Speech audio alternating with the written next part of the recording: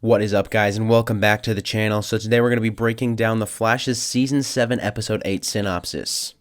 But before we get started, make sure that you guys like, share, subscribe, turn on notifications, and comment any other video ideas for me.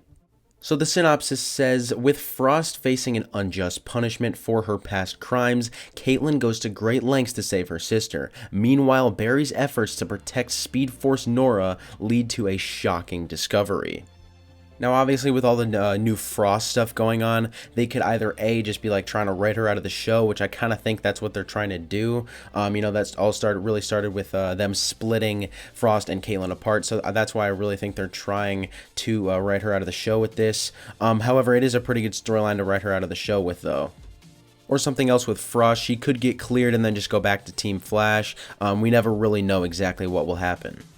But the really interesting part of the synopsis is the final part, which is, meanwhile, Barry's efforts to protect Speed Force Nora lead to a shocking discovery.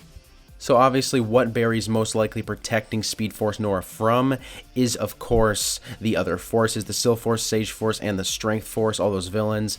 So that is what Barry's attempting to protect her from. However, what is this shocking discovery that Barry makes about the Speed Force, or somehow like has to do with the Speed Force?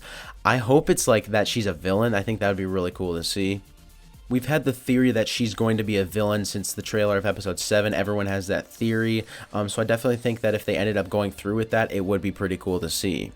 But Speed Force Nora being a villain, that really doesn't make any sense whatsoever, which is why the theory I have is that this is not actually Speed Force Nora. Maybe when she was attacked by one of the forces, maybe one of the other forces like somehow took her over, something along the lines of that.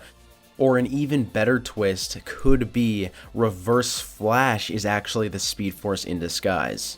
Now, you guys are probably thinking, like, how will that work exactly? Well, first of all, we know that Reverse Flash does have the ability to change faces. We've seen him do that many times with his little future device thing. But then you guys might have the question, well, how is, if this is Reverse Flash, how is he connected to Barry's Speed Force? Because if you guys recall back in episode 7, Speed Force Nora was like charging Barry's Speed Force. So then you guys might be thinking, how exactly is Reverse Flash connected to the original Speed Force when he uses the negative Speed Force?